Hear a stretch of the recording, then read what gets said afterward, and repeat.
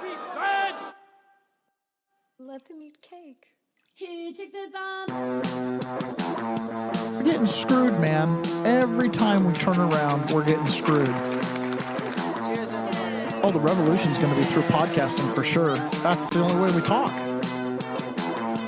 It's the little guys that take the brunt of everything. It's got to stop. Peasants, man. We're just peasants. Every one of us. You watch those old movies, you see the peasants in the background with the kings and queens walking around. We're those people. We're those people.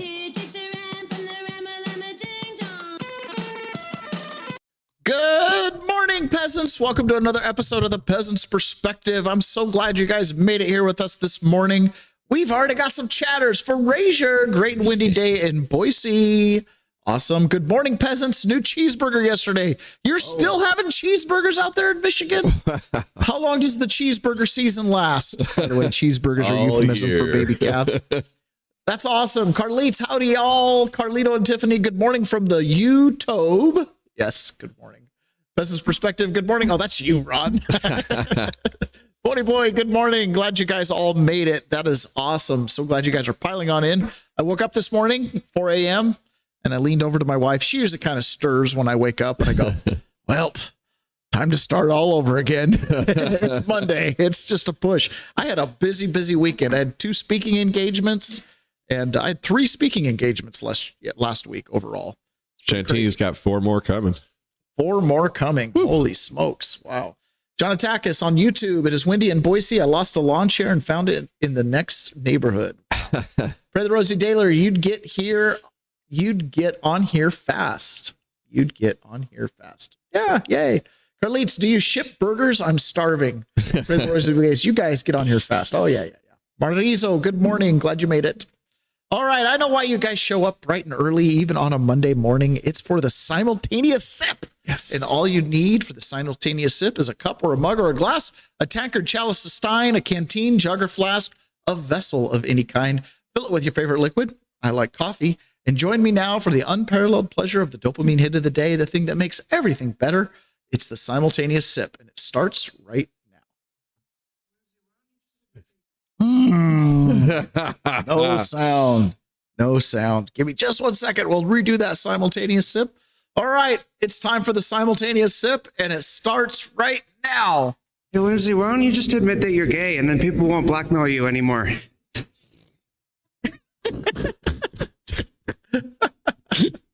I don't know why I think that's so funny. Oh, man. I think Lindsey Graham. Voice. I'll tell you what, we're going to play a clip from Lindsey Graham. He knows how to stake his bet pretty well. Let me just say that. He knows how to stake his bet. All right. Wow. We got a good crew today. That's good because Donald Trump tweeted the most revealing classified photo you could possibly imagine this weekend. Ron, take a look at that on screen. What do you see? Whoa, right what the heck? Obama. Yeah, Obama. What we're watching is Donald Trump on Truth Social posted a video of him apparently walking at Area 51 or some military installation with about a 6'7" tall gray alien that's wearing leg shackles and arm irons.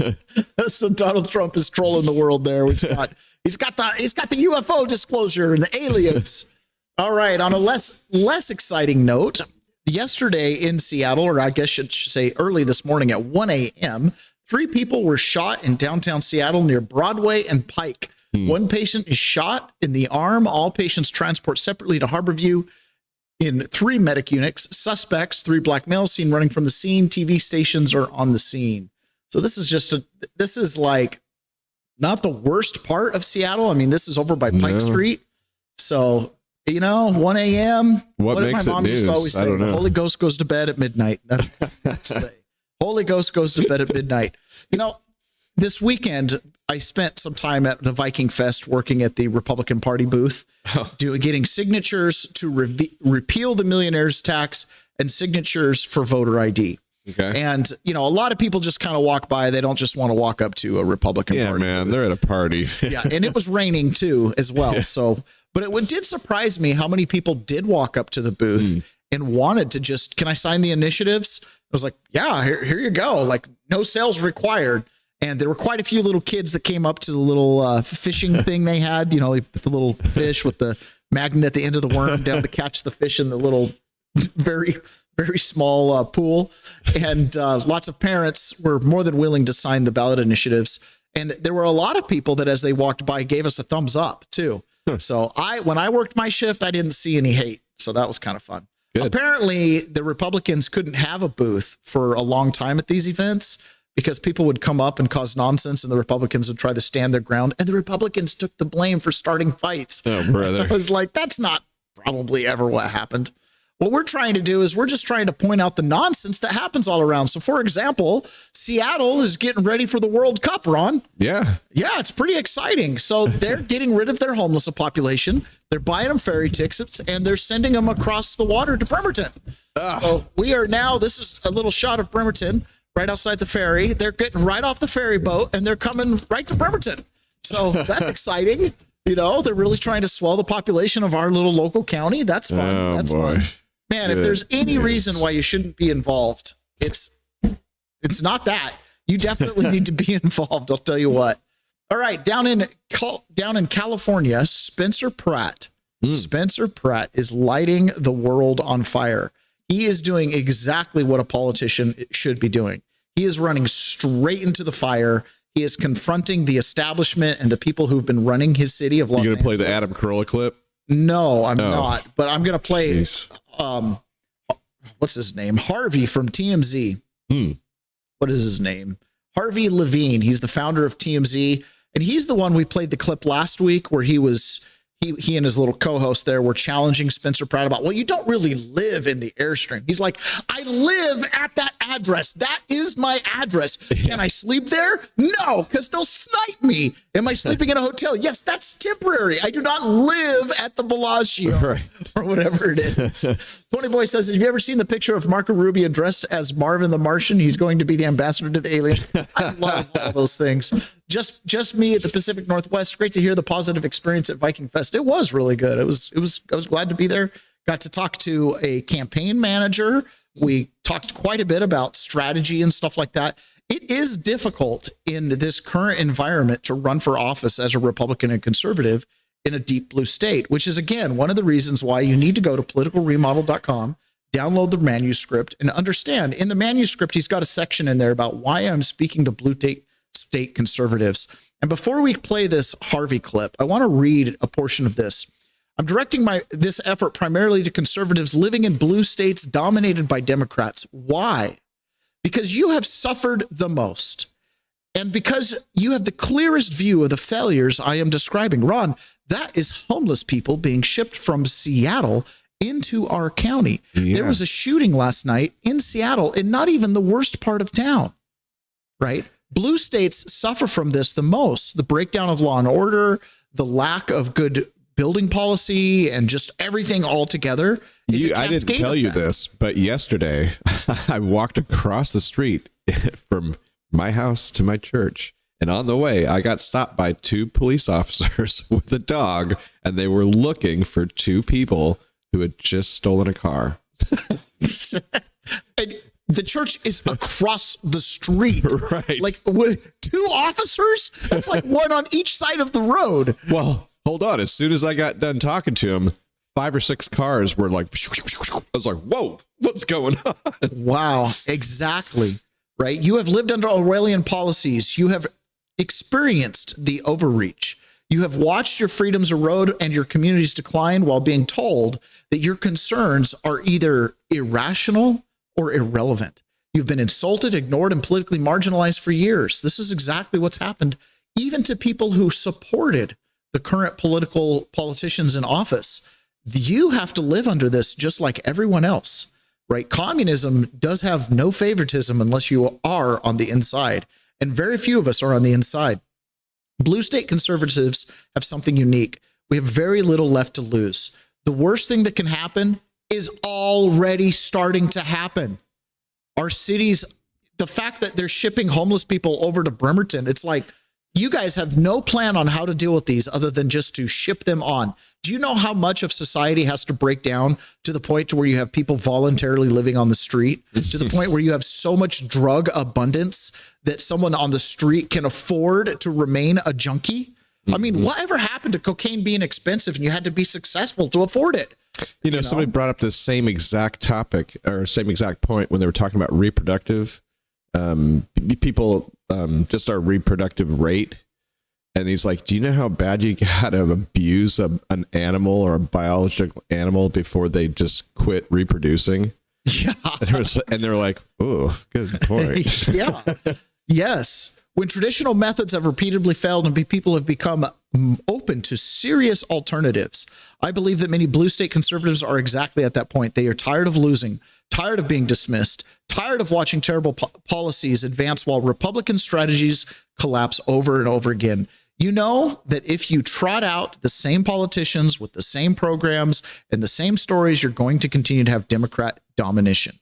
And because of that, blue states are the most fertile ground for serious political reset. I'm willing to state plainly that if the principles that I am proposing and are applied correctly, they will have the potential to transform even deeply blue political environments over a very short time. We're not talking about decades, but just 4 to 7 years. And at most, that will flip the state. And that is how strongly I believe in these ideas. And I agree wholeheartedly with this manuscript here. You know, I visited and did a J6 town hall in King County yesterday, and we had a pretty decent little turnout. And I was talking to one of the PCOs in King County, and they told me the total number of PCOs in King County is down from what it was a couple of years ago.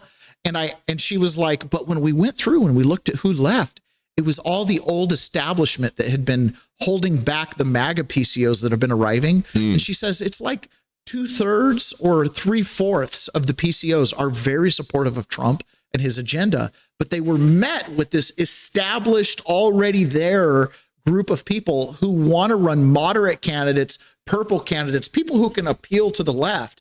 And they're like, there's nothing to appeal to. It's the other way. The Democrats should be running candidates trying to appeal to us. We're the majority. We know we're the majority. And this is what the founder of TMZ has to say about LA. Listen, in blue states, we've lived in this Orwellian nightmare. Just because you have a couple outspoken friends that are just drinking the blue Kool-Aid and are absolutely baptized in collectivist sentiment, the vast majority of people, while they may think that on the surface, when you get down to it and quality of life starts to suffer, even they're willing to make a change. I'm not only a born and raised Los Angelino, but I'm second generation. My dad was born and raised in LA. And so this is my life. And I have seen this city just fall apart, you know, over the last, 8, 9 years, but especially the last 4 years. That, you know, the homeless problem is out of control in this city. I've been chased by people, a guy with a hammer, walking out of my gym. He chased me with a hammer. I had a mentally ill woman, a homeless woman, take a boulder and trash my car. And I caught her doing it. And I realized there is nothing I can do. What am I going to do? Get her arrested? I mean, what is that going to do? Am I going to sue her? So I literally looked at my car, watched her walk away, and said, I live in Los Angeles. And, you know, the fires have been an absolute outrage in the city. This didn't have to happen. We had 100 fire trucks that were out of service. The water pressure was messed up, and people lost their homes as a result of bad leadership. And then all of a sudden, people are throwing other people under the bus for no reason. This city operated in an appalling way during the fires. And by the way, it's not over. The insurance companies are screwing people over left and right. I've got a friend, his name is Dan Brunn. He's an amazing architect. He put together a plan with 100 architects to offer their services free of charge to rebuild Altadena and Pacific Palisades. And they had a whole plan. I actually contacted Gavin Newsom. And Newsom... I remember when you did that. I remember. And actually put his people in touch with Dan. And they were all in, and they brought it down to the city, which they had to do, and it died a slow death in the city of Los Angeles. So this city is not working. It's not working. And here's the thing for blue state conservatives. You have an advantage being outside the system. There's another reason blue state conservatives are uniquely positioned to lead this effort, just like Spencer Pratt is doing down in LA. We are not the ones who built the systems that are causing the damage. They did not create the laws. We didn't create these absurd laws. We didn't build these corrupt institutions. And we don't have to vote for the dysfunction that now dominates the state. You can come right at it, just like Spencer Pratt is down there. Listen, you can win over a lot of people who are quote unquote liberal or left or like social liberalism or whatever the case is. Because when law and order breaks down, when the homeless encampment shows up in your neighborhood, when you have to dodge feces on the street or needles on the street, which is happening in our county. So for some of you that live in like rural Wisconsin or rural Michigan, you don't have to deal with needles. We see them. You could go to the Chipotle, sit down in the planter box, look behind you, and see a freaking needle. It's everywhere. This gives us a unique strategic advantage. We are not burdened by ownership of the current system. We can critique it, we can confront it, and we can challenge it with far greater clarity and moral freedom than those trying to defend the flawed Republican governance in red or purple states. You know, I've been thinking about this quite a bit because I've been considering running for office somewhere, and I was thinking, you know, what would my platform be? And it wouldn't be anything crazy. All you'd have to do is talk common sense. That would be my platform. I know. And that's the thing. In blue states, conservatives are uniquely positioned to win because we've got nothing to do with these problems. We don't have to defend them at all. Nope. At all. You can run on a campaign of burn it to the ground if you want. And here's the thing. No matter what level you take it, it all makes sense. The system does need to be burned to the ground. So we've mentioned on this show before how Mayor Karen Bass down in LA was trained by communists back in the 80s. Jack Posobiec posted a post that reminded of this. He said, reminder that Karen Bass is an actual communist who was trained in a Marxist brigade by the Castro regime. And data Republican, small r, she's extremely influential on Twitter. Elon Musk retweets her regularly. She was kind of part of the Doge coalition that does research on all the different NGO networks and stuff like that. She's actually a deaf woman, so she kind of lives her life online. She's really fascinating. But she says, I'm going to keep repeating this until people understand this. Karen Bass was not only a Castro operative and communist, but she got elevated to vice chair of the National Endowment for Democracy, which is the center of soft power in the U.S. government. She is not a DEI mayor. She is extremely powerful at the global stage. She was actively involved in shaping foreign policy with the Obama administration, especially in Africa. And where was she when the fires took off? Africa. Her Ghana visit during the LA wildfires wasn't a vacation. It was part of a Biden delegate to greet Ghana's new president. She was considered for Housing and Urban Development Secretary for the Biden administration. Instead, she nominated the person who would become the actual HHS Secretary, California Governor, Attorney General Xavier Becerra. Now, let me ask you, if a literal Castro operative gets elevated to this stage, what does this imply about the rest of the United States government? And the answer is the thing that we have seen all along, is that you have actual Cuban operatives as intelligence agents spread out all over the government at all different levels, high and low, from mayors and city councils all the way up to high positions in government. And they have been running a long-term operation against we the people, right? Despite what they say, you can see the results of their policies. What does communism lead to in every place it's been tried around the world? What you see in downtown Seattle tonight, what you experience walking the streets of LA, what you experience going out for a night on the, in the city that never sleeps, New York, bedlam, mayhem, breakdown of law and order, where squirrels get put to death in New York, right? Because of some code violation, but multi-time assaulters and burglars get released on no bond over and over and over again, just to turn around and stab someone in a subway or light them on fire, right? That is the result. And you've got governors like Gavin Newsom, right? In this redistricting fight that's going on, he's saying the thing that we don't definitely want to hear, that behind the scenes, these guys have a plan. That when they approach the, quote, break the glass moment, all the different agency heads, these positions of power. So remember, in America, power is diffused, which means it's going to take a long time to make the government operate against the people because you've got to capture all these power levels. Well, apparently in California, they have the perspective that they've got it under control. We all have agencies. We can shape the future. There's still a lot of, I've said this before, so I'll repeat it. I don't anticipate this need to be the case, but there is a break the glass scenario. And there's many people that have a deep understanding of what it would look like if Democrats were locked out. And we're going to do everything to make sure that doesn't happen. I'll leave it at that. There's a break the glass scenario, and there's many people that have a deep understanding of what it would look like if Democrats were locked out. What does that mean? I'm pretty sure it means they got a plan, Ron. I'm pretty sure it means they have a plan. And James Comey signaled this exact same thing when he was on NBC News this weekend giving an interview. Not looked at from the top level. The people running it, if you're bragging about forcing out career prosecutors and agents because the president doesn't like a lawful investigation they conducted, something is seriously broken at the top. But I have great confidence in the people down below who are just trying to hang on. And I'm urging them, hang on 2.5 years, and then we can rebuild these institutions. But we need good people in those roles. America does. All right. Director Comey. So he's basically saying there's still a resistance going on, and just do what you have to do for 2.5 years. Keep your job. When we get back in power, we're ready to bring it. Isn't it always amazing how the past FBI directors get more screen time than the current FBI directors? Not that Kash Patel has found a camera he didn't enjoy. He does. I know, but Comey gets so much airplay when he wants to. Sure, yeah. So here's another thing: accountability is coming left and right. Right. One of the things this weekend, as I was kind of doing these different political events, and last week as well, we do not have to be hopeless in this. We have a huge say in what happens because the politicians need you to some degree or another.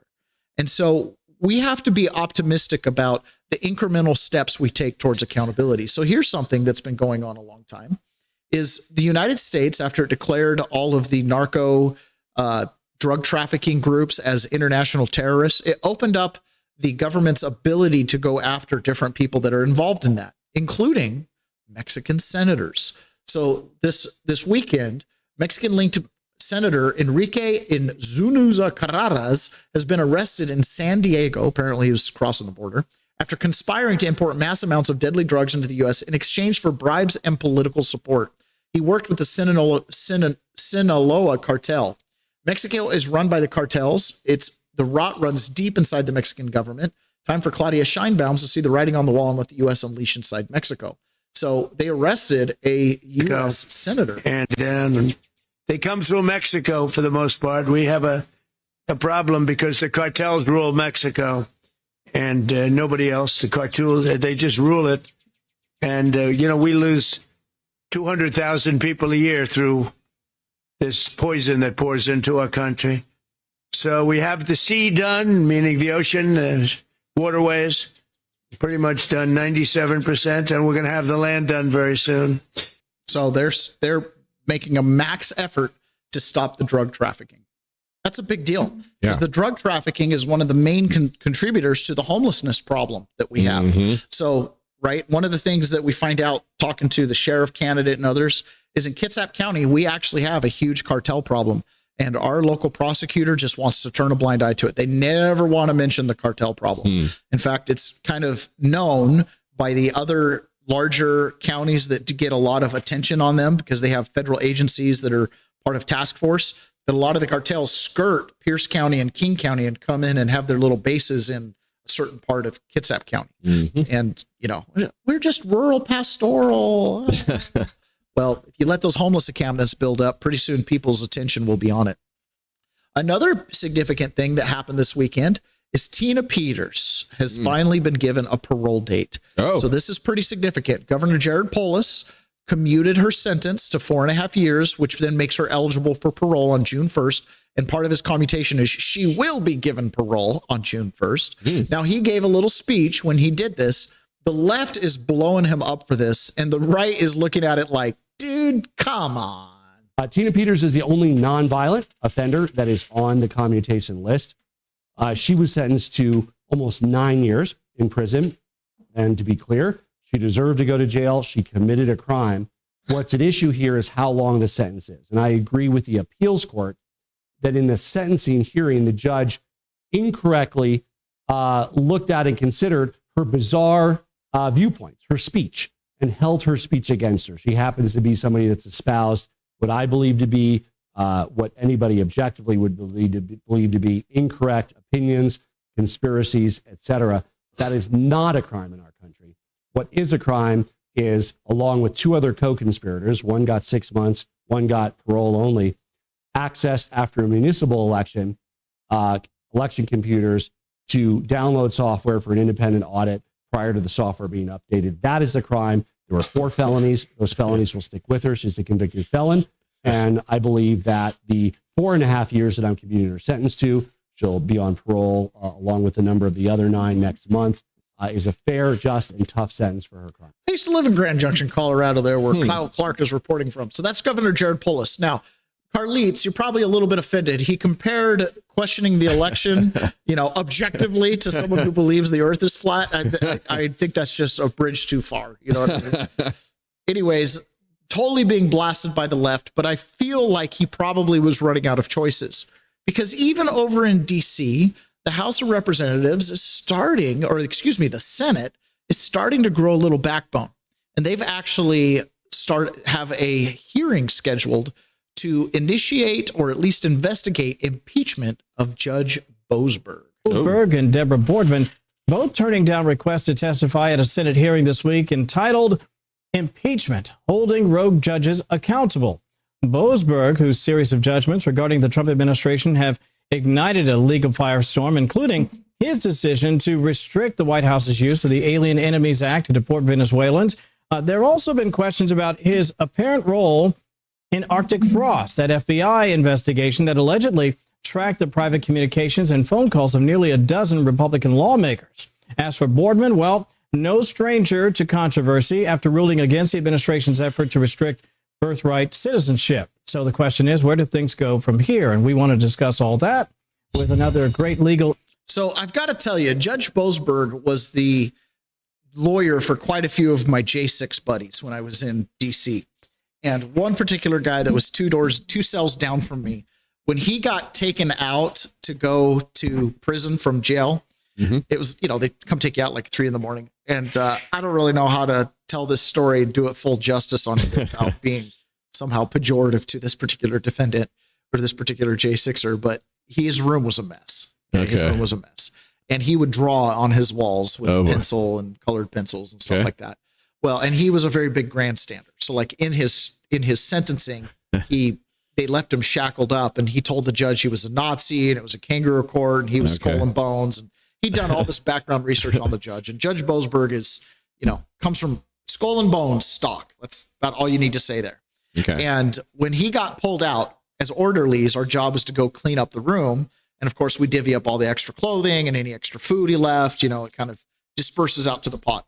So we go into his room, and he's got a life-size, full-size outline of Judge Boasberg on the wall, labeled with his name, and it has like, guilty of treason, and it has like a execution date and all this stuff. Now, he's just trying to manifest and visualizing and whatnot. Sure. This is his dream board. Okay. Well, I saw that and I was like, I have a feeling when the guards come in here, they're going to view this as like not bueno. So I'm like there with an eraser trying to erase the judge's name and I'm erasing the execution date. And I'm like, they're going to paint this wall again here, but I'm trying to erase the stuff that's going to make him look like a total like terrorist. It's already bad enough they've got us accused. So Judge Boasberg, obviously the Senate is now looking into him to basically consider impeachment, which is the only thing you can really do to these judges, unless the DOJ like catches them taking a bribe in the act. The DOJ can't really do a charge violation of your oath. That has to come from the Senate to say, look, whatever God you took that oath to, what you're doing is in such violation of our conscience, we can't imagine that we're having the same truth, right? As Polis says, objectively true. Listen, man, why were you doing an update on the machines anyways, right after an election? Like you just admitted your crime right there in that little speech. So just a reminder, John Solomon talks about this grand conspiracy case and how, again, every single thing we've experienced in our country, from the Charlottesville riot to Russiagate to impeachment to Arctic frost to J6 to the election, all of these things connect. And you've got these players like Judge Boasberg, when they make some crazy ruling about how Donald Trump can't use the Aliens and Enemies Act to deport MS-13 gang members, you kind of scratch your head. Well, some of these guys are involved in the grander conspiracy. All right, let me turn to a story that we broke earlier this week. We told you, I think on Monday night, we broke it on the show, that the FBI had transmitted new documents to Congress on the Clinton Foundation, new examples of alleged corruption that occurred there, and efforts to thwart the investigation of the Clinton Foundation. Some of those documents also involved efforts to investigate the Clinton campaign's funding of the Steele dossier. Well, today we learned in new documents that my good colleague Jerry Dunleavy just put up that the Justice Department under Joe Biden was trying to use Special Prosecutor Jack Smith to scuttle any FBI or DOJ investigation into the Clinton campaign's funding of the Steele dossier. Why is that? Now, why is this so interesting?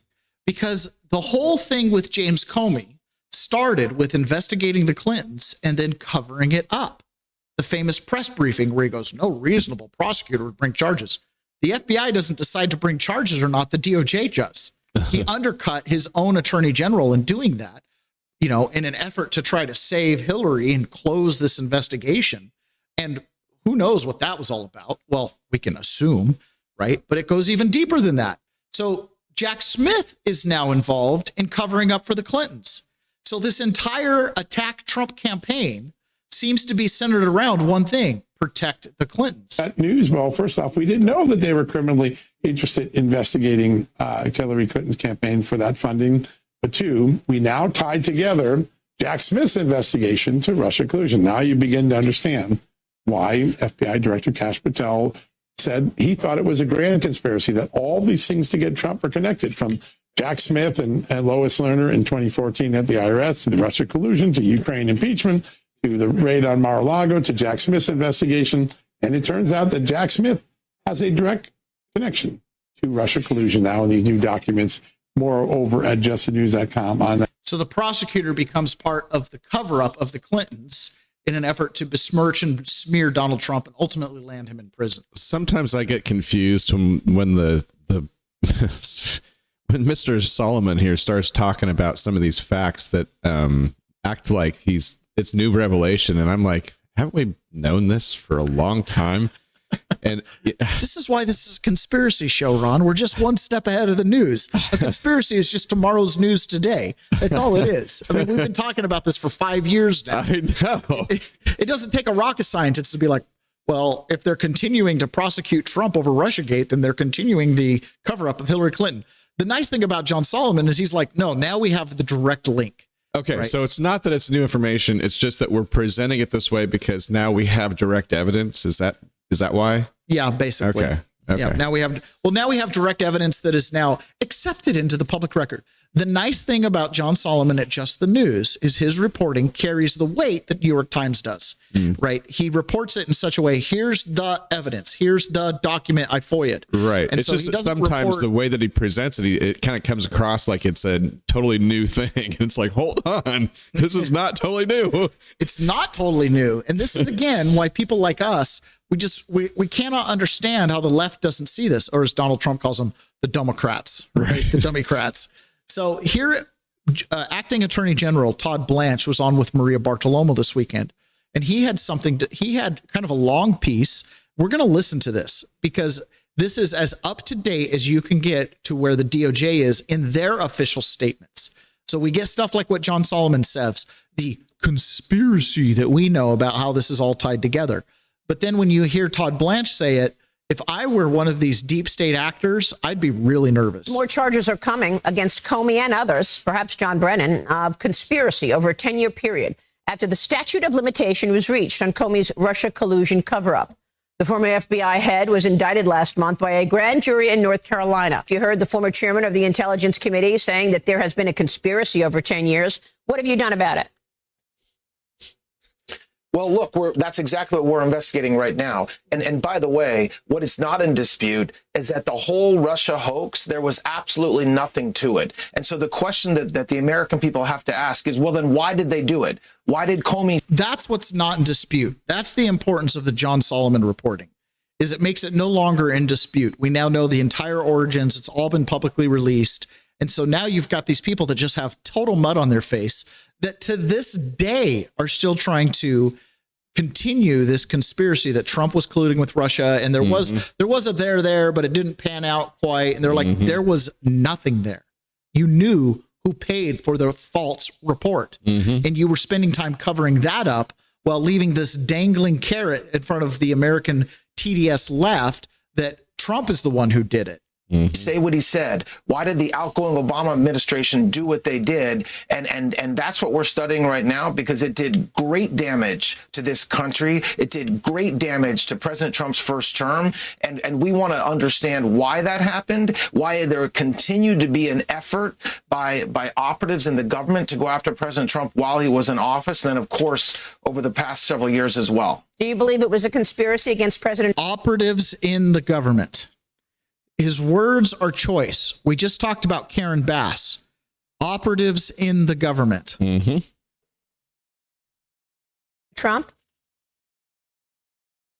I mean, that's what we're looking at. And do you believe it? I mean, look at what happened. I mean, here, there's no evidence of any Russia collusion at all. And yet there was a special counsel appointed, 2 years, the president's family, his entire administration was investigated. There was zero evidence of any Russia collusion. Right. That cannot happen. And so it should never happen in this country. And so we're going to get to the bottom of it. Oh, I understand that. And we all know, this audience is well aware of it. We were among the first to say this doesn't smell right. This doesn't look right. We don't think it's true.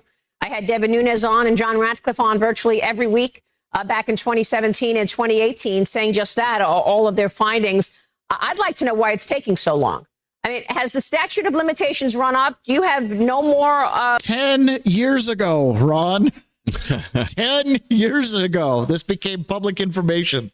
There was no there. Possibly be talking about statute of limitations on this. This is 10 years ago. Comey just advanced the conspiracy on the clip we played earlier. I know, every 5 minutes, whenever he talks. Yeah.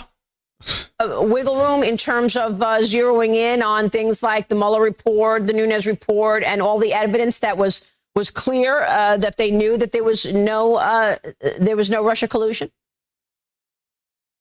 Look, I don't know that the statute has run out. I don't think so, because what you saw a continued effort all the way up until very recently, up until the raid of Mar-a-Lago just a couple of years ago, a continued effort to destroy President Trump. And whether that's one conspiracy that continued from 2015, 2016, all the way up to 2023 is what we're looking at right now. But the way that we do that is with the grand jury process. So it's calling witnesses, it's looking at documents, it's having prosecutors study, it's having the FBI look at it and investigate what happened. And we're finding out some incredibly troubling things. And at some point at the right time, that will be made public, and the American people will see exactly what happened to this administration and President Trump over the past decade. Well, I mean, the country was ripped apart. We all know that. Half of the country said he colluded with Russia. The other half said, no, it didn't. I mean, it ripped the country apart. You say when the time is right. When is the time right?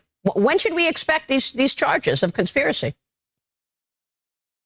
Well, I mean, look, as has been publicly reported, the Southern District of Florida has an open criminal investigation. That involves hundreds of subpoenas. It involves hundreds of witnesses. And so as far as timing and when we can expect it, we are working hard and we are working efficiently, but we are going to do it right. We are not going to rush something that isn't ready. We're not going to reach a conclusion before our investigation is over. But I assure you, and I assure the American people, that we are completely focused on it. Okay. Well, I don't know what is not ready. I mean, we've been watching this play out for a long time, and viewers and people watching are frustrated because sounds like you, Ron.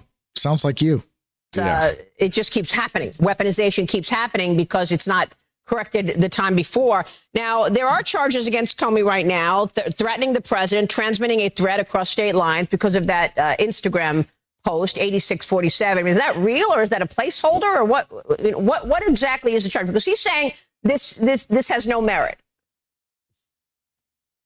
Well, I mean, he's entitled to say whatever he wants. What the facts show is that a grand jury, this isn't a D.C. grand jury. This isn't Todd Blanche, former President Trump, personal attorney bringing charges. These are line prosecutors, career prosecutors in North Carolina who investigated what happened, investigated this case for nearly a year, and a grand jury returned an indictment. There is nothing more serious in this country, as we've seen repeatedly over the past several years, than threatening President Trump. He has been, on multiple occasions, 3 occasions at least, someone has tried to kill him, okay? So we have to take these threats seriously, and obviously Comey's entitled to his day in court. He is a defendant.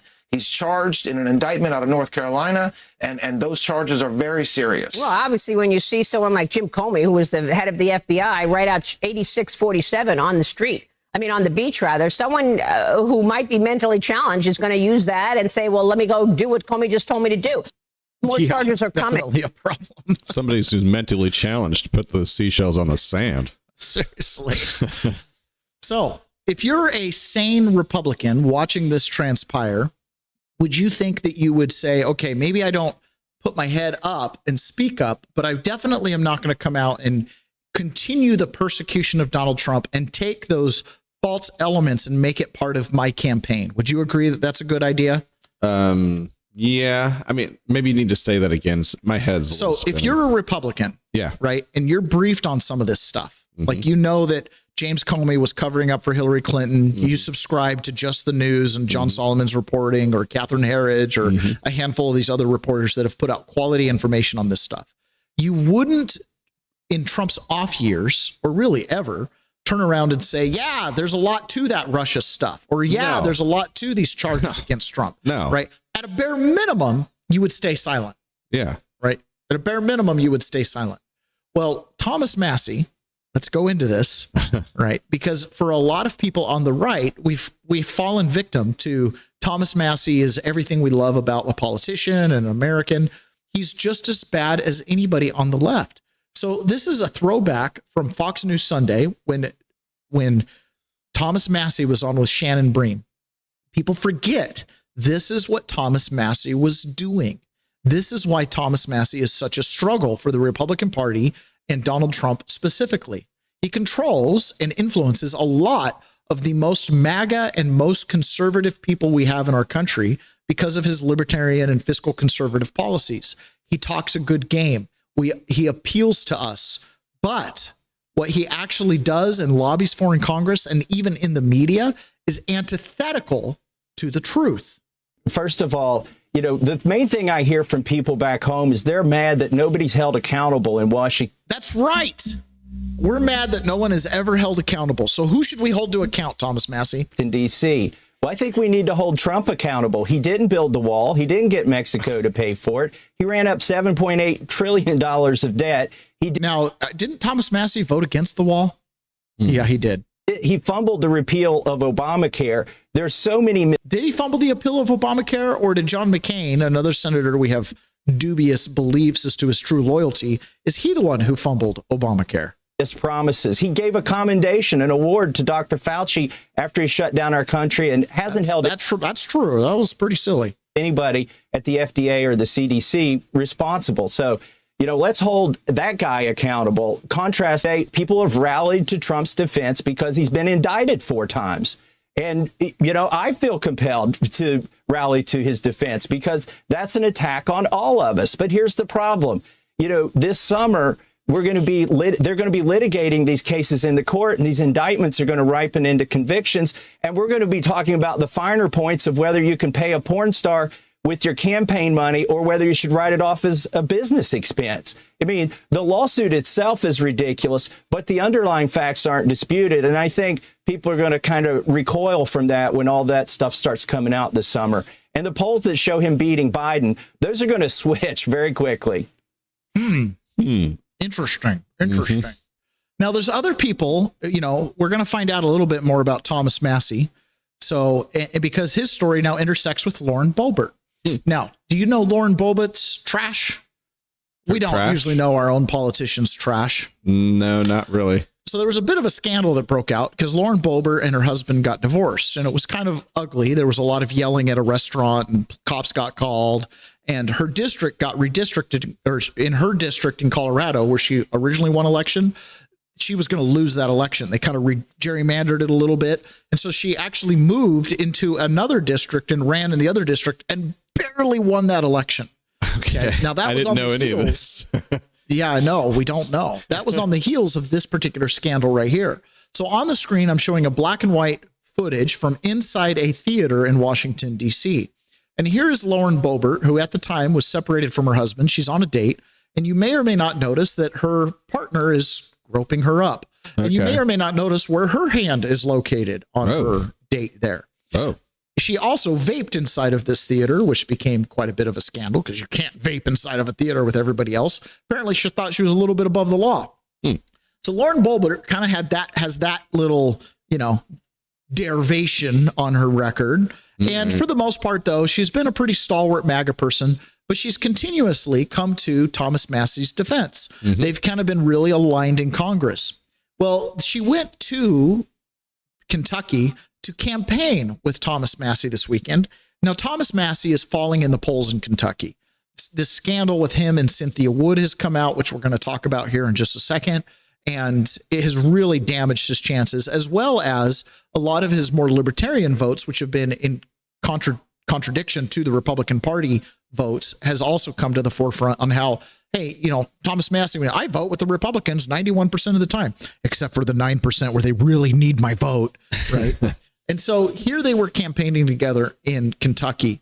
And what you're going to notice here is you're going to notice something about the audience, the background laugh track and the background clapping. And you can actually see Thomas Massey's media manager in the background on the computer. You can actually see her hitting the button to pipe in laughter because these guys are in an empty auditorium. By 10, and I don't call that a representative. I call that a welfare recipient.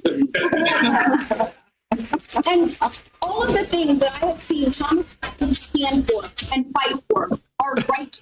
Did you hear that? They are things that you can be proud as a constituent that he stood and fought for you. When it comes to fiscal responsibility, there is no one better than Thomas Massey. I've had votes that I've regretted. I'm like, yeah, you voted better than I did on that one. But this is your money. He is a stupid. Every time he laughs or every time there's a laugh track inserted. Ron, is that someone who's winning his campaign? No. I don't think so. I don't think so. So Donald Trump posted this because now their stories are intermingled. Is anyone interested in running against weak-minded Lauren Boebert in Colorado's 4th congressional district? This is from Donald Trump. You remember Lauren moved to the district when it became obvious that she couldn't win her original congressional district, the 3rd. A carpetbagger indeed. Oh, snap. Boebert is campaigning for the worst Republican congressman in the history of our country, Thomas Massey, of the great Commonwealth of Kentucky. And anybody who can be that dumb deserves a good primary fight. Even though I long ago endorsed Boebert, if the right person came along, it would be my honor to withdraw that endorsement and endorse a good, proper alternative. Whoa. Just let me know or announce your candidacy and I will be there for you. President Donald J. Trump. Oh, boy. So here is Thomas Massey talking on ABC. Again, he runs into the arms of the left. Thomas Massey is scheduled to talk to the Young Turks tonight. Oh, boy. So if you're needing Republican votes in a primary, would you go talk to the Young Turks? I don't think so. No. I'm starting to wonder if his options on who he can go talk to gen up some support is getting less and less and less. Yeah. And it makes sense because here he is on ABC. Pay money for the ballroom now. Well, you see, and you've actually said this week that your vote is a referendum on whether Israel gets to buy seats in Congress. What did you mean by that? I got this question this week when we were at our J6 town hall. Somebody asked, what about the division in the party? And I said, it's a psyop, man. It's a psyop. And it's coming from the likes of him, who's trying to make support for him and his anti-government libertarian views, anti-state power, which, listen, we can all say the government should be smaller, right? Yeah. But the libertarians' original thought is government is always bad. Everything would be private. We'd live in a corporate world. We'd have no government, right? Everything would be voluntary services that you pay for. And frankly, it's just never going to work that way. So libertarians have this ability to sit up just like a true communist. Well, we didn't do enough. We didn't get rid of the government completely. We didn't try it hard enough, right? Yeah. They have that ability to sit up on their pedestal and always be like, well, We didn't go the whole distance. And so that's where he's at here. And of course, how do you destroy the state? You break down its unit. You break down the family. The libertarian will break down the family, and it leads to hedonism, right? And that eventually can break the state. And that's how communists will oftentimes do it. But libertarians will do it this way. They'll try to break up the coalitions that build our state. In the United States of America, our coalition with Israel has been very important. And our coalition with a lot of different entities has been important. But Massey has made it this huge campaign thing that aligns with the far left, right? The hate for Israel. And he's now making his election a referendum on AIPAC and America's support for Israel. Well, the RJC, AIPAC, and Miriam Adelson and Paul Singer, they're all part of the Israeli lobby, and that's where all the money comes from. And it will be a referendum on foreign policy, whether Israel gets to dictate that by, bullying members of Congress. And I'm the one they haven't been able to bully, so they're putting all the force on me. But you can tell that I'm ahead in the polls and they're desperate. That's why they're sending the Secretary of War to my district tomorrow. That's why the president's losing sleep and tweeting about this. That's why AIPAC has dumped another $3 million into my race this weekend. It's because they're panicked and they really haven't been able to gain a lead in this race. You say the president is desperate, but he's got a pretty good record of defeating people he wants to target in Republican primaries. We saw Bill Cassidy yesterday. We saw what happened in Indiana. How are you going to be able to overcome the president's opposition? Well, I have the endorsement of the Right to Life organizations, the gun organizations. I had 4 members of Congress come here yesterday and campaign with me. So my situation is a little bit different. Plus, I've had millions of dollars come in from the grassroots, tens of thousands of donors to my website, thomasmassey.com. And we explored that website last week. Where did most of those donors come from? Out of state. It's still coming in, and that's how we're going to beat them. Yeah. Okay. So this Boebert and Massey saga gets a little bit deeper. Laura Loomer had Cynthia West, the whistleblower against Thomas Massey, on and interviewed her. And this is what she says. Okay. And I want to be very careful here because, you hate to throw stones in a glass house, right? Some of our favorite congressmen tomorrow could turn out to be in these exact situations. I've always thought Boebert did good work. She was kind of in line with the Republican squad. Luna, Massey, Boebert, Burkhart, they're kind of all peas in a pod, and they do a lot of good work. Because it's not that I'm in love with the Republican establishment, but Trump seems to have the Republican establishment under his thumb. He understands what motivates them politically. These guys have all been kind of wild cards, and what we're finding is they might be a little bit more of a wild card than what we were buying. So Laura Loomer says, I just finished my 2-hour-long exclusive interview with Cynthia West, the woman who has accused Congressman Massey of emotional abuse and sexual impropriety. She told me during the interview that while she was dating Thomas Massey, he told her that he had sex with Lauren Boebert within weeks after the passing of his wife. Boebert spent the weekend campaigning for Massey in Kentucky, and now we know why. Mrs. West told me that Massey bragged about his sexual relations with Boebert while Miss West was dating Massey, and that Massey's district director, Christopher McCain, would allegedly manage the woman Massey dated, and that he regularly provided the congressman with dating advice. Miss West also told me that Massey used a burner phone to communicate with the women he dated after his wife died, and that he called his burner phone his boner phone, and allegedly he would throw the phone into the river if women came out to complain about Massey. The explosive interview will be released on Rumble Video channel on X tomorrow. Wow. Good job reading that. Yeah. It's kind of like when you had to read the Blue Chew. These Blue Chew pills are for American boners. I apologize, Dad. I know you hate it when I talk like that. But this is politics, man. This is how the sausage is made. It's very unfortunate. J.D. Vance addressed this situation with Thomas Massey when it comes to the Republican Party. Because remember, when it comes to politics, it's a zero-sum game. You either have power or you don't have power. You either pass a bill or you don't pass the bill. And within the party, a lot gets tolerated, more than you and I, Ron, would ever want to see tolerated. And if these particular politicians, Massey, Boebert, Sparks, and others, would be more consistent in voting for what the party needs, right, then they would not necessarily be on the outs like this. But when you go against Trump over false premises in order to advance your individual standing, that's what Trump calls grandstanding. And this is what J.D. Vance had to say, and he says it in the most articulate way you can. I think the problem with Thomas, and I've told him this in private, and now I guess I'll say it in public, is it's one thing to disagree with the party on a particular issue. It's one thing to to have your independent stand on a number of questions. And by the way, some of the stuff where Thomas Massie has been independent against the Republican Party, I've agreed with him with. Thomas and I worked together during 2023, where I was trying to stop the limitless flow of American money to Ukraine. And Thomas was one of the people I was working closest with it. But that's one thing. Being independent, having your own opinions is one thing.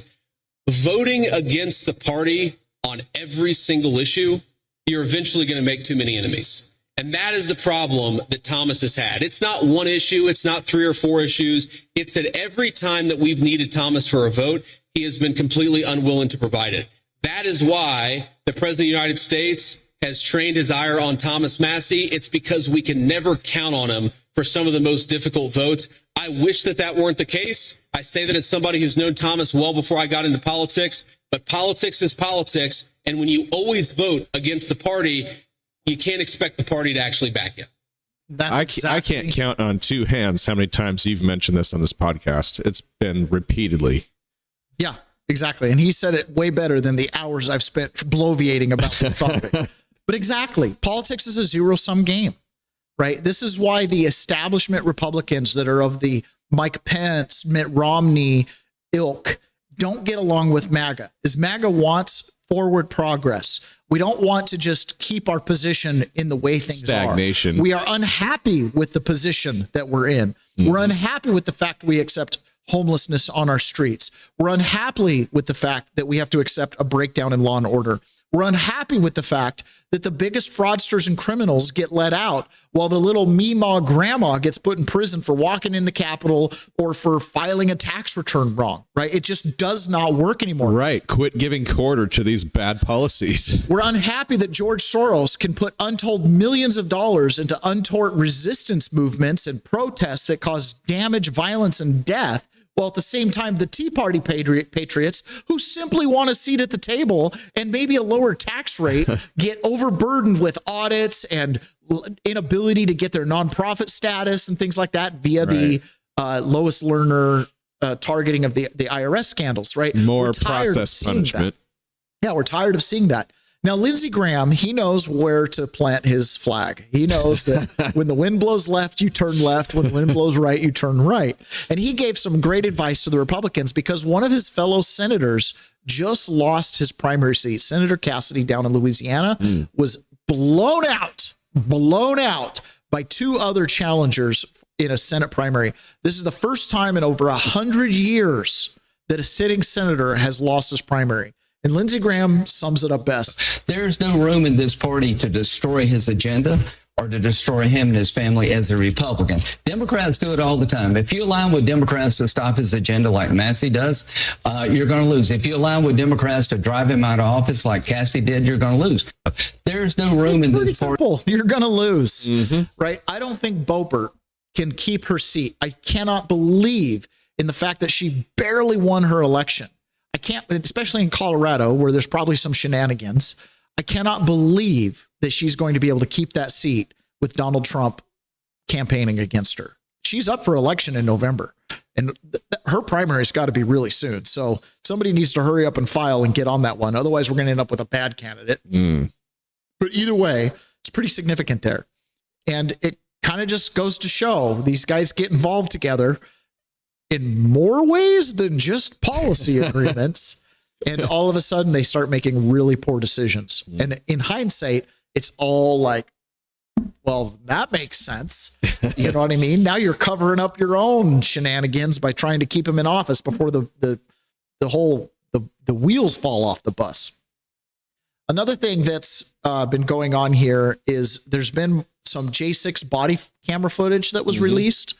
And you know, I mention the J6 stuff from time to time. I don't go into the super depths. I watch all the videos. I see all the analysis. And, you know, obviously it's very important to me. But there's one particular person, Officer Fanone, who testified in the J6 committee. He actually got a pardon I believe he was one of the recipients of a pardon from Joe Biden. Makes you wonder why he needed it. Okay. But he has always maintained in his trial testimony, as well as his congressional testimony, certain things that happened to him, that he had a cardiac event, he got a concussion, PTSD, all these different injuries. Well, now we have his full body camera footage of that day. And guess what, Ron? No cardiac arrest, no pain and suffering. He was mostly being helped by the rioters when he was down in the crowd. A lot of the things that he has testified over and over and over again under penalty of perjury happen to not be true. So Michael Fanone, this is the guy that testified about the J6ers, and he was all of these things that turned out that he was none of these things, right? Take a look.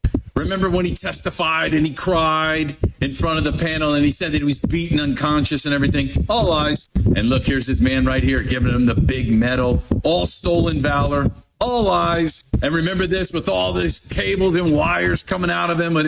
All lies. He said he was beaten unconscious. He had a heart attack, traumatic brain injury, burns, loss of consciousness, multiple taser injuries, chemical irritant exposure, PTSD, physical assault injuries, head and neck trauma.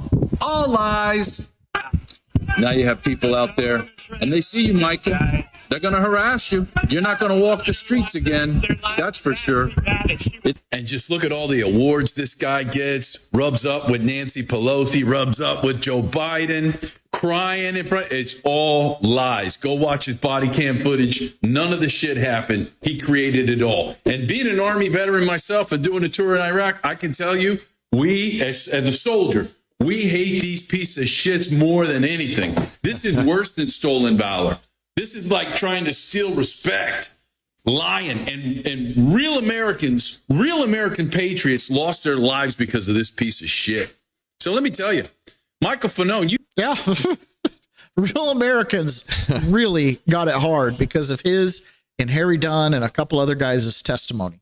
And what we're finding now that the body camera footage has been released, people are going through it and they're like, hey, when did you get tasered? When did you get chemical burned? When did you get pepper sprayed? That it wasn't just backflash from your own pepper spray gun. When did you have this heart attack? Why are you running around after the fact? Why are you talking to some of the things he said? All lies.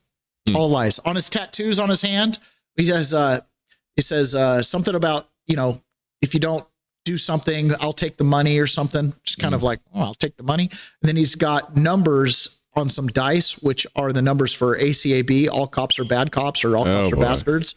So there's a lot of potential that Michael Fanone is an Antifa person that joined the police force. And it's like, geez, man, no wonder what's going on. What you were doing on J6. Sketchy as bat as heck. Boy. Pony Boy says, I'm going to move to Colorado and run. Do it. Yeah. Do it, Pony Boy. I'll get an endorsement out to you before Donald Trump gets one to you. They got gas fields up there. Do it. Yeah, of course they do. All right. The other thing too, Ron, did you know that the Democrats always cheat? What? Yeah, go figure. This is the RNC chair. Well, listen, the president, when he asked me to take this position, he said, we got to make sure our elections are safe and secure. We have to continue to build on the success that Laura Trump and Michael Wiley built in the 2024 cycle. And yes, the Democrats are trying to cheat every single day. That's why we have to have 130 lawsuits. We're bringing the hammer wherever we can. 32 states where we have lawsuits because the Democrats are trying to cheat every single day. It doesn't matter if it's redistricting. It doesn't matter if what they've done is they've allowed tens of millions of illegals to come across our border, and they're trying to figure out ways to get them to vote. And that's why we're always after making sure we have integrity in the system, that we can have confidence in the democracy, and we're putting people in place. We already hired staff in 17 states, but we're going to continue our strong litigation effort to make sure we beat back these Democrats and their efforts that have been ongoing for decades in terms of trying to steal elections. When it comes to the federal level, the RNC, Donald Trump, the executive branch, and the political appointees, they're all marching in the same direction. MAGA, MAGA, MAGA. The premise is the Democrats cheat. The premise is the 2020 election was rigged and stolen, and we need to find accountability. The House and the Senate, which are a representation of the state, has been pretty lazy, pretty apathetic. Pretty much content with just continuing things the way they are. And that is a representation of our local politics. Your local county, your local Republican Party is probably pretty apathetic. There's probably some people that want to engage the change and want to go after the Democrats head on. And then you have an establishment wing that just wants to run a moderate and just wants to kind of go along to get along. And they don't like the hate mail. And as long as we run a moderate, candidate, then the hate mail stays down. We might lose the election. We might win one here or there, but nothing really significant is going to change. So the Democrats acquiesce. And that's what's going on. So if you want to capture that energy that's at the federal level, at the RNC, go get active. Go get active. Because tide is changing. And as this administration continuously changes all the things that the Democrats have used to institutionally cheat, things like the gerrymandering, it looks like the House is going to be in favor of the Republicans just based on the gerrymandering. Okay, if we have to gerrymander to get some seats back, so be it. If we have to ballot harvest to get some seats back, so be it. Eventually the Republicans will become so good at ballot harvesting because every pastor will collect his congregation's ballots, and every charity that people are legitimately a part of will collect ballots. Every Boy Scout troop will collect ballots from the parents. We'll become so effective at ballot harvesting that the Democrats will want to outlaw it, which is where we wanted to go in the beginning, right? But as long as we don't use the tools that will help us win, we're going to be defeated. Eventually, the Democrats are going to be clamoring for things like a fair census, because when they realize that they've been cheating the census, and when we set it right, they're going to start campaigning to make sure it's fair across the board, because if they can't cheat, like hell, they're going to let us cheat.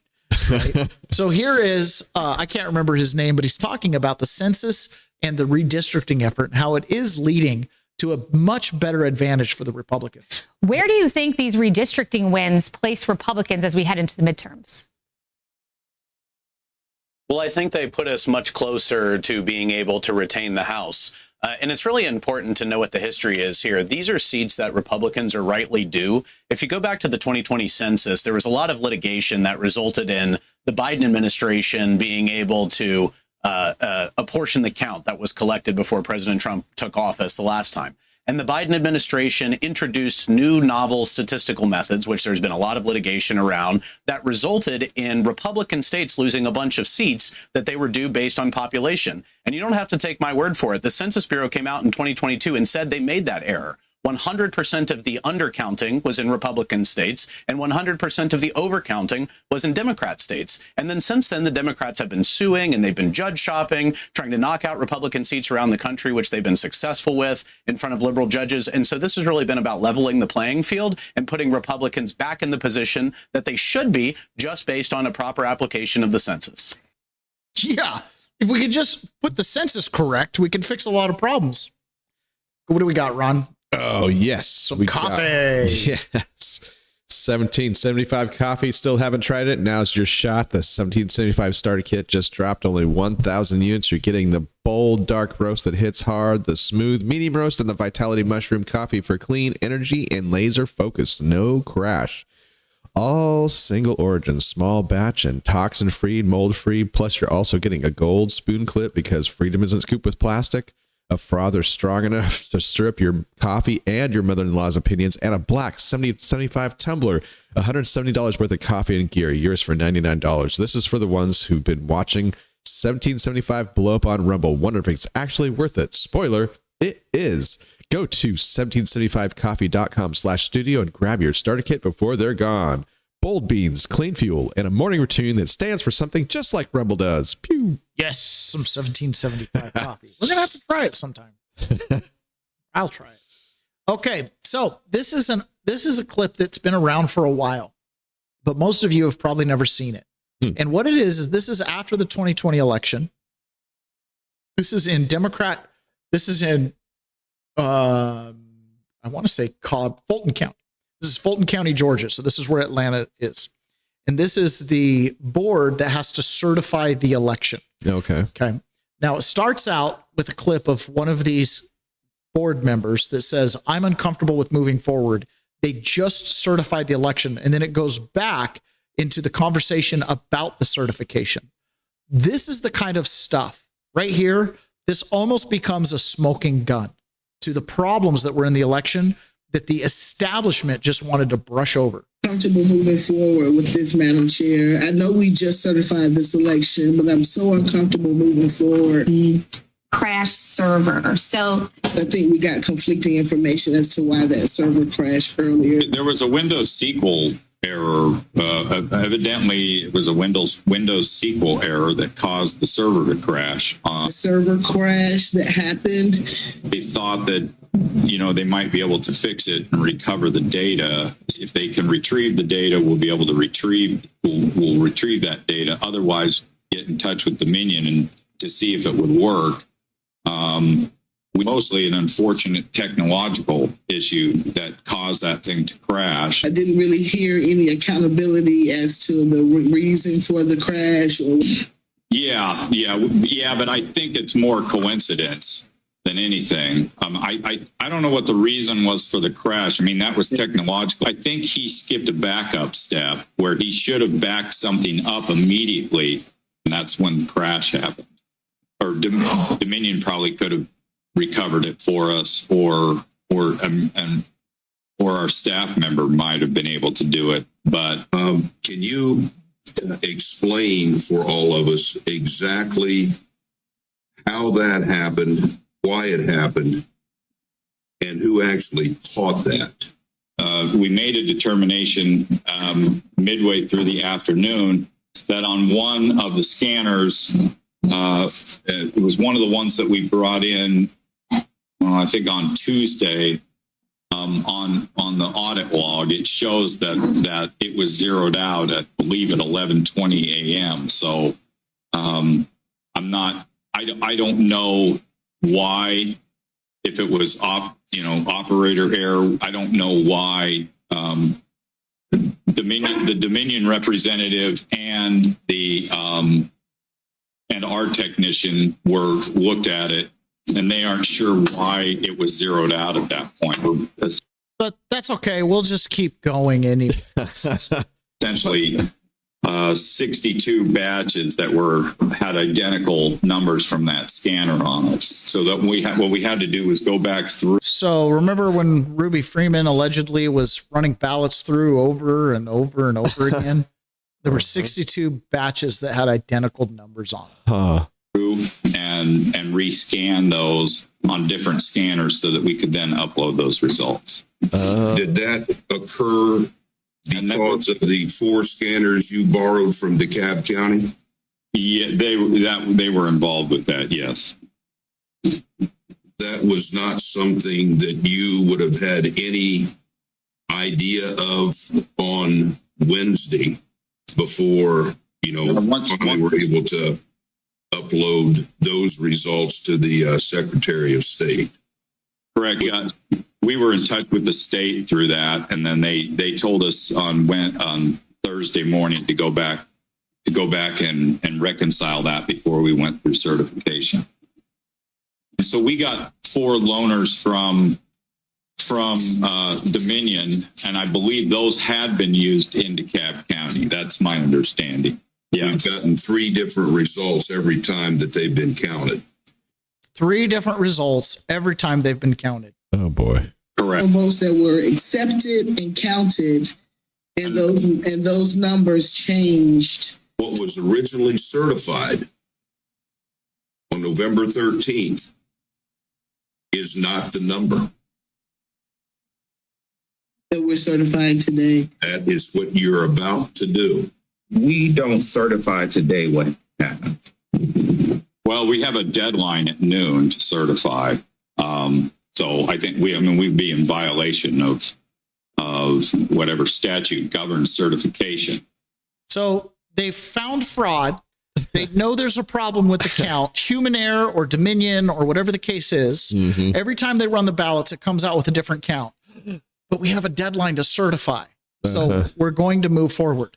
Now you're going to see on the video here a half-faced woman who apparently doesn't know how to use a camera that ends up being the establishment bully in this situation. Okay. That disenfranchised 852 voters. But I guess we need to get on with the show. All in favor say aye. Cooney, yes. Johnson? Yes. Nuruddin. Yes. Truth. No. Wingate. No. The ayes have it. This election is certified. Nuruddin, when could you get to 130 Peachtree Street soon? Because we're only going to have 3 signatures, it occurs to me. I know, and I'm so uncomfortable moving forward with this, Madam Chair. So she's the one who's now in charge to bring the paper over to the lady, right? And she's like, I know we just certified this election, but I'm so uncomfortable moving forward. Ms. Nuruddin, you have got to start. I think no, so I will make it happen. I'm 5 minutes away from there. It's not a problem. Can you do it now? Can you do it now? Now. I can't do it right now. We're in the meeting, Madam Chair. Well, that votes were lost because of the process. That is very unsettling to me. had we not had COVID, this would not be on video. This would have been in a back room with them quietly going through that. Yeah. And get over here now. Who's Get the over old lady? here Now. We have a deadline. Do it now. This is what the party wants. She sounds like Bill O'Reilly. Yeah. We'll do it live. So when people are losing their minds over the FBI going and getting ballots in Fulton County and going and taking a little visit to Maricopa County or up in Pennsylvania or other places where there was these types of shenanigans. Remember, after I got arrested, I had to take a hard look in the mirror and say, have I been misled? Sounds to me like Fulton County misled the mainstream people by saying nothing to see here, folks. It's certified. When you actually go in their meeting, they didn't just blatantly certify it. You had council members who voted no because they had just seen disenfranchised voters. The counts haven't added up.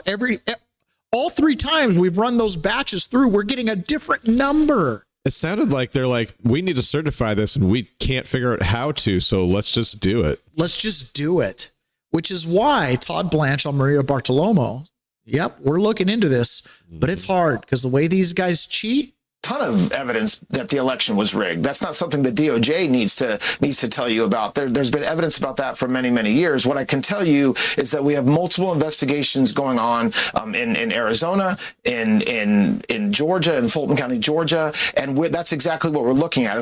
By the way, this is very difficult because they're very good. They're very good at hiding up misconduct and hiding what they're doing. And so that's why we're very focused on finding out whether the right people voted, whether people who were supposed to vote voted, whether there was 1 vote cast per voter.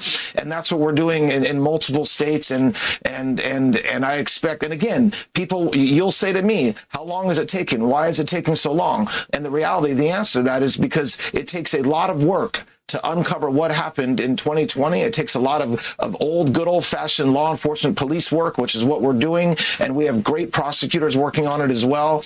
And I expect that, and I assure the American people that as soon as we have something to say for it, whether it's charges, whether it's a report, whether it's the results of an investigation, the American people will learn about what we've uncovered. Yeah.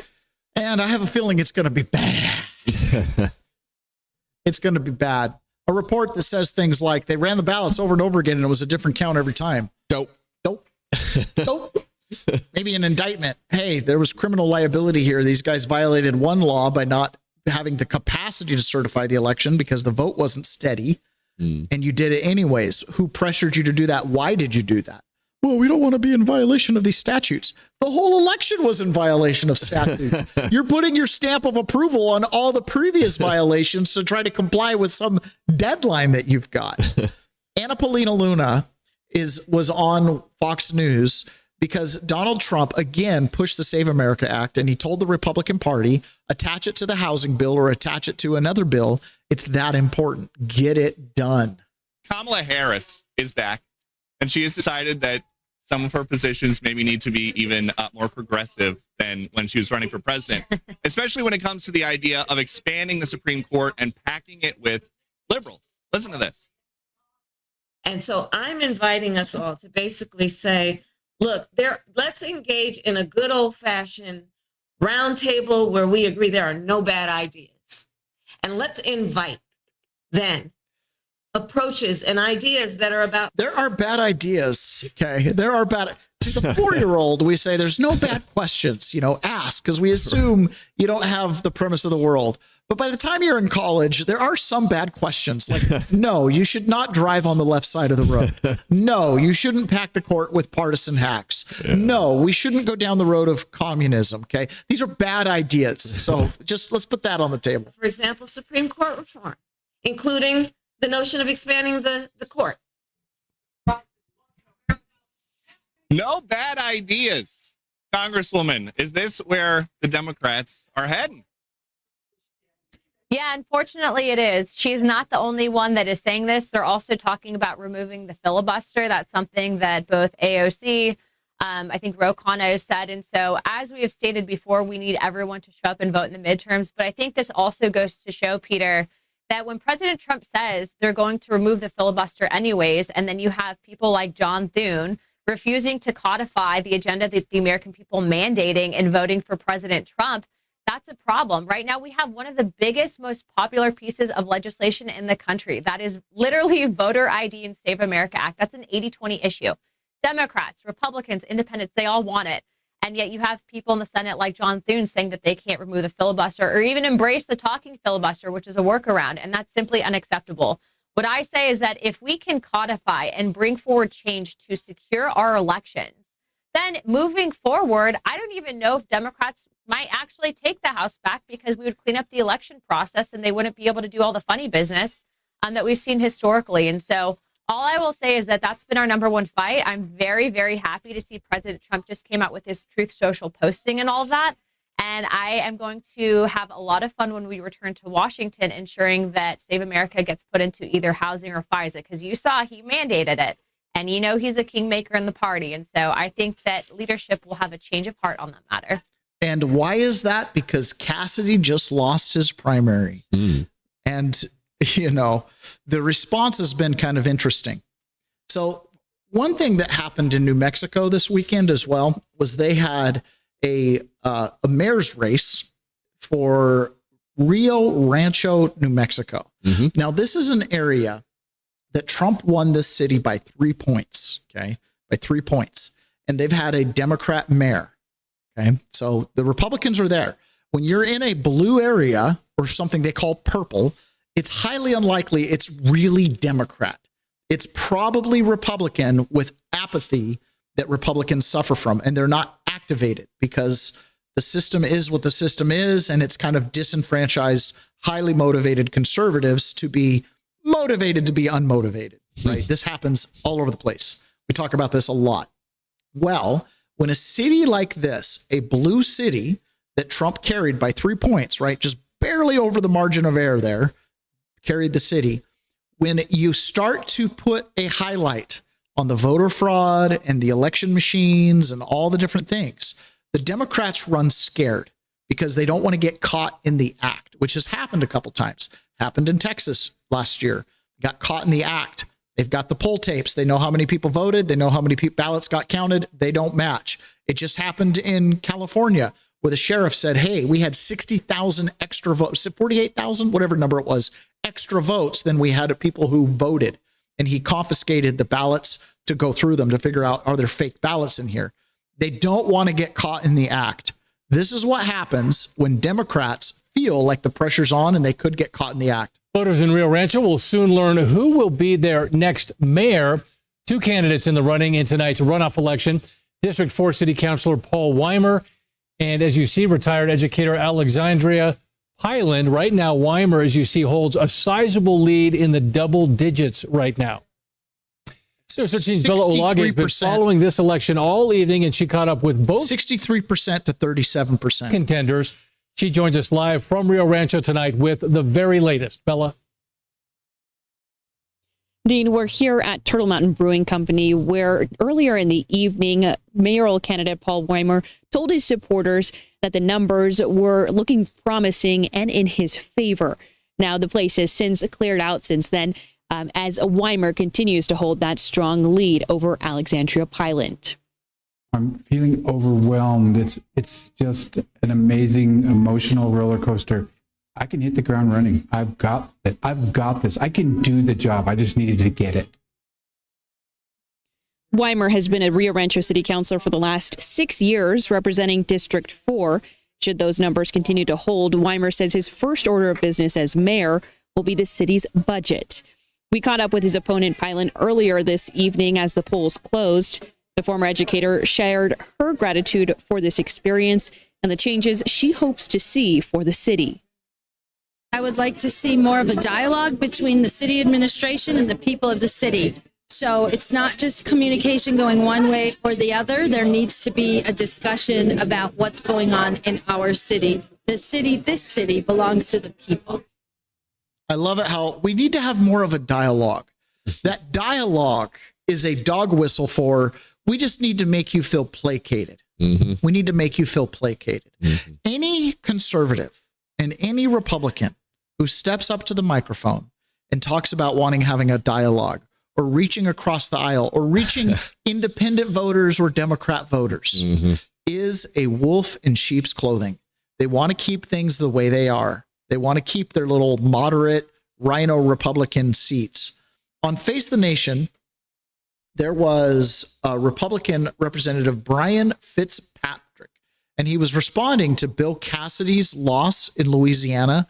If your representative, if this is their answer to an incumbent Republican who loses his seat because he voted for Trump's impeachment, because he voted against conservative values on multiple occasions, if this is your response, you're playing for the wrong team. We just saw what happened overnight down in Louisiana where Senator Bill Cassidy lost in this three-way primary. The president himself, the leader of your party who wanted this redistricting, has also been directly involved in some of these primary races, picking candidates. He came out hard against Cassidy. He's also now focusing in on Congressman Thomas Massie of Kentucky, who has taken votes in opposition to the president, including for the release of the Epstein files. I mean, is the message here for Republicans that if you dissent from the president, he's going to take you down? Well, it's one of the many reasons, Margaret, why we need to open primaries up in all 50 states. Another cause that Tom and I are behind. Over half the states in this country have closed primaries, meaning that if you're a registered independent, you are excluded from voting in 50% of elections. And let's just put this. Think about that for a second. This is why we need to open up primaries, because the way most states have it is that Republicans vote for Republican candidates in the primaries, Democrats vote for Democrat candidates in the primaries, and third parties get to vote for third parties in the primaries. Now, if the third parties don't run a candidate, then the independents don't have a primary to vote in. Does that disenfranchise the voter? No. No. The primary is for the parties, not for the people. Mm-hmm. The general election is for the people. A candidate can make his way onto the general election ballot without having the endorsement or even declaring which party he's for. They're called independents. Okay. So the idea that you would open up your primary to anybody, the reason states have moved away with this is this proves that when you have a strong Republican or Democrat campaigner, politician, that the other party will have one person on the ballot. So if they get 5 votes from the Democrats or the Republicans, they win.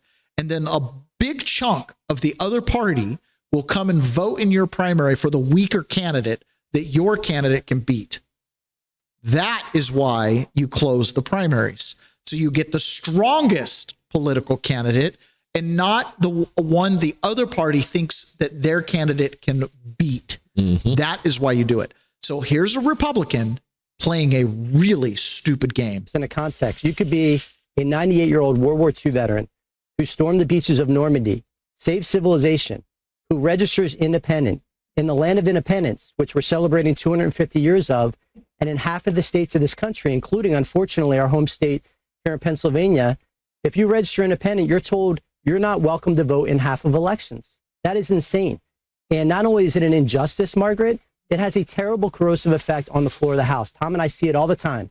We call it the vote no, hope yes crowd. They go to the House floor wanting to support a policy, knowing that policy is the right thing to do, but because they live in a closed primary state and 18% of Americans vote in primaries, they're going to the House floor thinking about 18% of their electorate instead of 100% of their electorate. So closed primaries coupled with gerrymandering, your previous question, are really, really hurting our country. They're causing gridlock on the House floor. Really?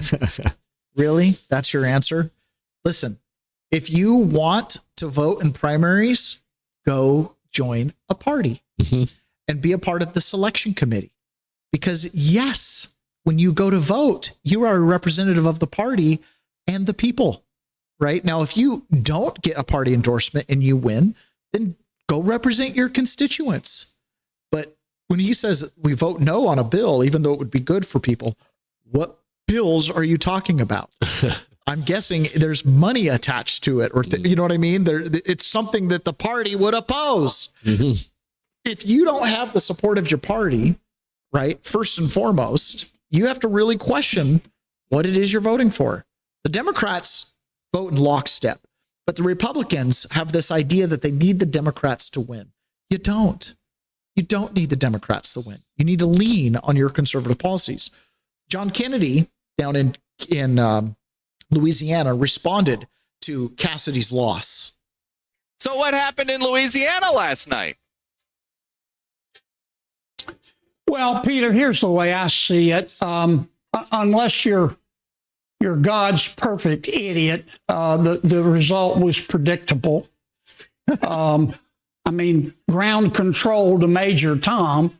The polls have shown for well over a year that Senator Cassidy was in trouble. I think the president's endorsement of Congresswoman Letlow was sort of the icing on the cake. Bill knew that, but he decided to run anyway. I respect that. I thank him for his service. He was very gracious in his concession speech. We now got a runoff between two fine people. For what it's worth, I don't plan to get involved. A wise man once said nothing. Why? Because he's a wise man. But I don't plan on weighing in. And, you know, if one of them starts talking about my mama, I might. But otherwise, I'm just going to vote like everybody else. Vote like everybody else. That's good. If you can't say anything nice, don't say anything at all. Keep mama out of it. Tudor Dixon brought this to the forefront. This is a shocking interview. The Office of Refugee Resettlement funded project manager openly admits the Biden administration was sending unaccompanied children to live in U.S. factories and to work as slave laborers to play the cartel. So the beginning of this is an undercover video. So this it may not necessarily be a parent, but the sponsor is a potential trafficker. The child will call in. Sponsor is a trafficker. The child will call and go something very simple like, I'm having trouble getting enrolled in school, okay, which is real typical for our kids. And we ask, okay, what do you have in your possession and where is sponsor? Are they having trouble enrolling you? Are you doing this by yourself? Blah, blah, blah. And you're looking forward, well, you were discharged a year ago. Did you ever go to school? No. Right, okay, that's fine. Can you tell me a little bit about that before we proceed to identify what we can give you to get enrolled in school? And now we get, I couldn't go to school because I was forced to work. Great, what you do with the money? It's great that you got a part-time job. It's like, no, this was my full-time job. I worked 12 hours. My sponsor owns a factory and put me to work there. And they told me that in a year I can go to school, but that I need to pay them for the trip here. And so I live with them in the factory. That's a red flag. When a kid says, oh, yeah, sometimes I go home with them, but I live in the factory, that's it, right? Do you remember Xavier Becerra last week was saying, no, these kids, if they just go get a job, no big deal. They were intentionally sending them to sponsors that were housing them in factories to work. That's our country, folks. That's our country. So when people are wishy-washy on closing the border, you have to say, So you're in favor of kids getting shipped to factories. Well, I'm not in favor of that. Yeah, but the open border is that. Those same people will say, that's not happening. That's not happening. No, it is right there. She's a leftist, by the way. She works for the Biden-funded group who has a heart and is like, so you're not in school. Okay, so you got a job. That's good. Right? These are the 14-year-olds that were mentioned in that interview last week with Xavier Becerra. Oh, I don't know anything about it. He was in charge of that. These are the lost kids. Oh, you were discharged a year ago. So you're not even on our radar. You're stuck in some Tyson factory somewhere working double shifts. Not even on our radar. I came to go to school. I came for a better life. And now I'm working to pay off my trip here? Big time problem. Another thing that happened last week was the Supreme Court ruled that freight brokers, so the people who, if I have a load to ship that needs to go by a semi-truck, I go to like Blue Dot, or there's different truck stop, different places. And I say, I've got a load at this place. I need it to go to this place. And the carrier broker will then broker that load out to the different owner operator drivers or the different fleet drivers and stuff like that. Well, the Supreme Court had a 9-0 decision that said that the freight brokers are accountable when they hire illegal aliens who then have traffic problems or, try to flip a U-turn on the interstate and decapitate. What do you think about that rule? Huh? What do you think about that rule? I think that if they're regulated by the state the way they are, if the state says they have to have a CDL and they have to meet these qualifications, they should meet those qualifications. Yeah. Right. So what this does is it puts the burden on the freight brokers to make sure the carriers that they use have good safety records, that they don't have DOT downtime, that they have legal drivers in the cabs of the car that can speak English. Right. It puts the burden on them. They're jointly liable with the driver and the owner operators for the stuff that happens. It seems like that's the right place to put the burden. Now, it doesn't mean that every accident that happens with one of their drivers is on them. No. It means if they broke law to allow that driver to take the load, they then have liability. Yeah. So overnight, our whole trucking industry got a nice little remodel. So this is actual at a truck stop footage of a trucker talking about all the trucks that can't pick up loads right now. So I'm over here in Eden, Ohio, and there's a bunch of foreigners over here. This guy right here, the guy right next to me, all along in all these trucks, okay? None of them can get loads out of Ohio today. And I was talking to the Iman guy right here while I was in there at the Punjabi place getting something to eat. And he said that the reason that they can't get freight out of Ohio today is because the freight brokers won't work with them anymore. Okay.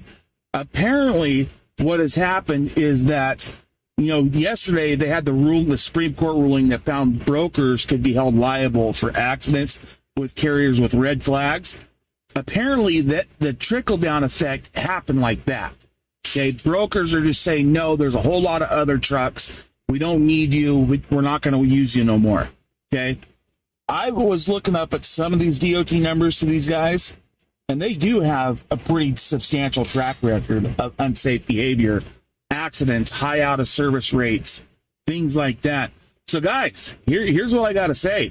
This is going to be changing in a hurry. Brokers are not just thinking once about it. They're thinking twice, 3, and even 4 times about who they want to work with. If you're an established U.S. carrier, between 1 and 15 trucks, you better hope to God you have a proven track record with these brokers, because they're on the hook now. They're on the hook in ways that they've never experienced before.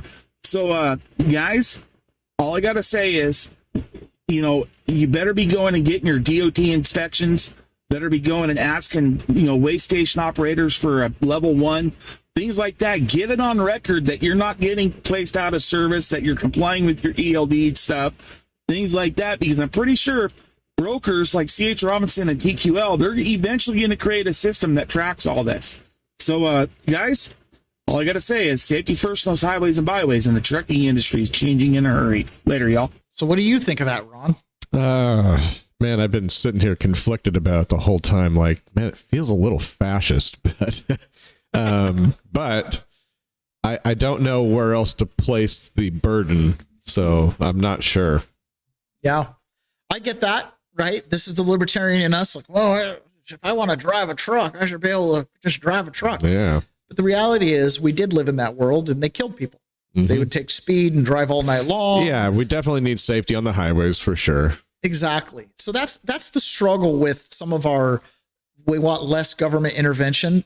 Here's my struggle. You know, it felt like putting the burden on these distributors or the carriers or whatever you call them felt like the right move because they are right there. They're the ones that are making the decisions. But on the other hand, you know, how come the state is not the one driving this bus? Because they're the ones that issued the licenses. Why isn't it the state would be the one to figure out who can drive?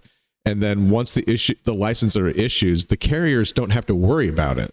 So I'll offer the counter argument. It's Okay. the same way to get to the same result. Sure. One of them relies on the power of the state, which is the state issues the license. And as long as the guy has a license, the broker is immune and the state enforces the immunity. And it's the state, which means the state is totally to blame. Right. A Republican, their perspective is, listen, those carriers can hire anybody they want. You can hire a foreigner.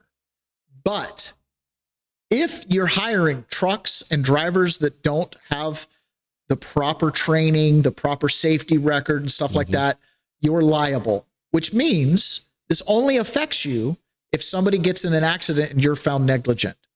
So it lets the private market through private lawsuits enforce the quality of the carriers rather than the government trying to certify everybody and say, well, everybody check the box. Because what has government proven that they'll do? They'll cut corners. They'll issue driver's license with no name given. And then nobody's responsible. Does that make sense? Yeah. So what they're saying is, listen, we're doing a lot to stop the states from issuing illegal driver's license. We're trying to make traffic and patrol officers give English tests on the side of the road, right? We're doing that part. But the Supreme Court said, hey, you have liability, right? If you hire a carrier that has known accidents and known problems, you are now liable. And so it's not that the Supreme Court said you can't hire foreigners.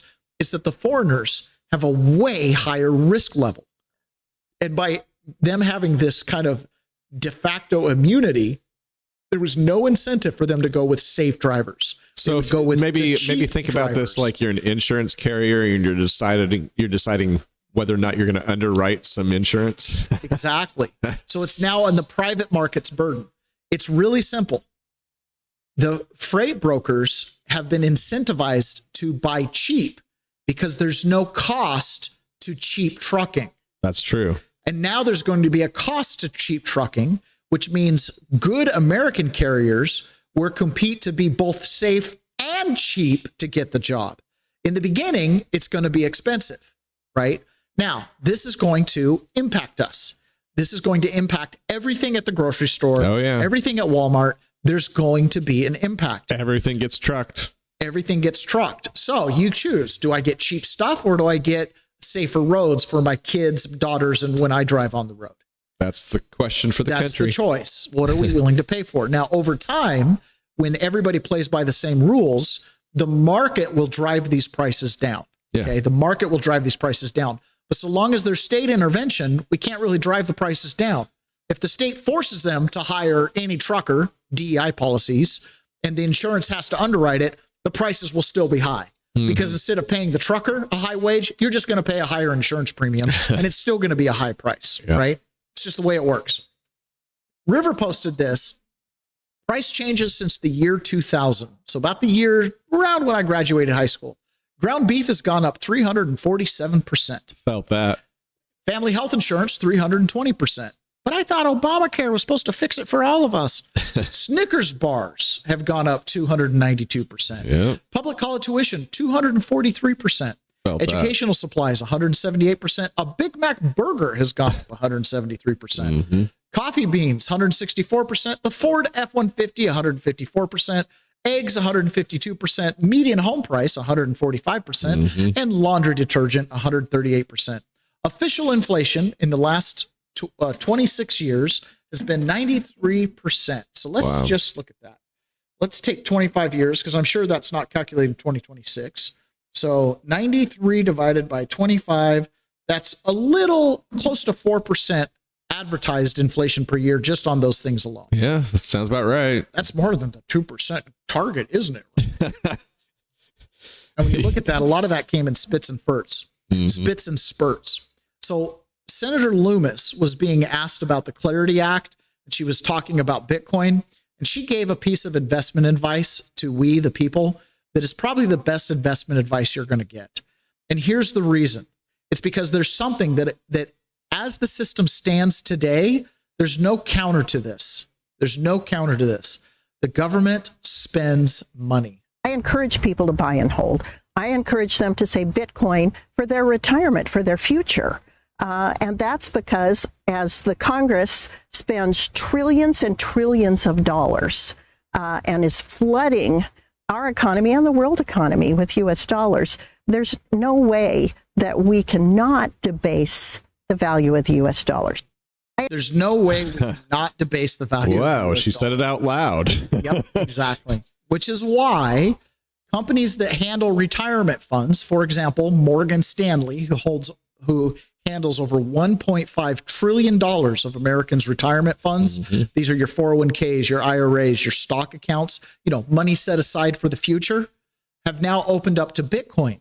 And what's even more significant to that, they are paying $1,500 to their clients who buy and hold Bitcoin. I think, given how ubiquitous individuals trading crypto is, that there are still very large firms that don't really offer. So, let me explain why this is a big deal, at least for the likes of Morgan Stanley, which is up to this point, Morgan Stanley, Goldman Sachs, and JP Morgan, they offered exposure to Bitcoin through the ETF wrapper. So that would be through like Mike Novogratz's firm Galaxy.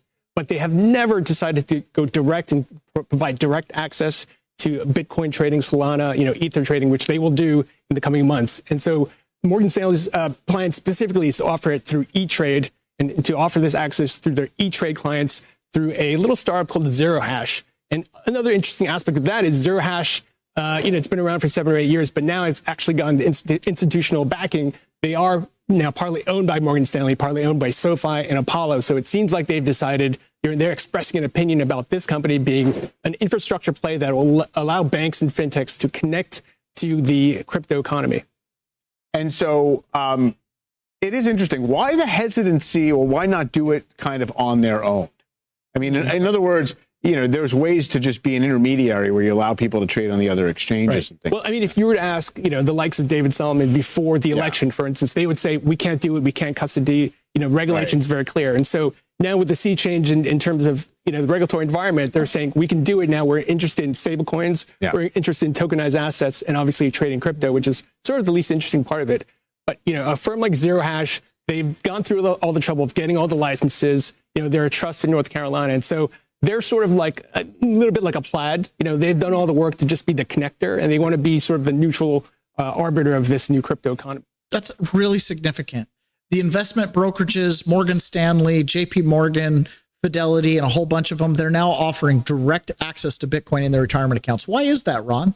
Because they see the same thing Cynthia Loomis sees, right? The government's not going to get out of this. And what's going to happen is all of our clients are going to have these huge accounts, and we've promised them a certain rate of return for retirement. And someday they won't be able to retire on the amount that we advise them to invest in. Because the currency will be debased to zero. Exactly. And so they're always attracted to chart goes up and to the right? They like things that go up in value. And so they now see Bitcoin as an integral part of their client's portfolio. In the end, it may be the only thing that performs, right? When you really understand Bitcoin and the rush to it, it may be the only thing that performs. So, all right, guys. Ponyboy says that's a big deal, having the truckers cut out like that. Yeah, it is. The foreign truckers. And Fraser says, in the situation with SaaS transportation tech companies, they are simple bulletin boards like a cork board as you enter a convenience store, right? Here's a job, somebody come and bid on it. Yeah. However, you pay a monthly fee to be able to post or pull a job from the board, but then the deal is between the client and the trucker. Truckstop.com is an SaaS. John Atakis, I spoke with our local credit union, ICCU, last week. The officer told me they are looking at Bitcoin as a banking option. Yes, they are. Yeah. Yeah, absolutely. All right, guys, we're going to jump over to private and we're going to talk about the dedication of America to God yesterday. On May 17th, Donald Trump and most of his administration put out some really cool videos dedicating America back to God. This has a huge, significant impact. So we're going to jump over there and we're going to join that, and we will talk to you guys again tomorrow. The rest of you will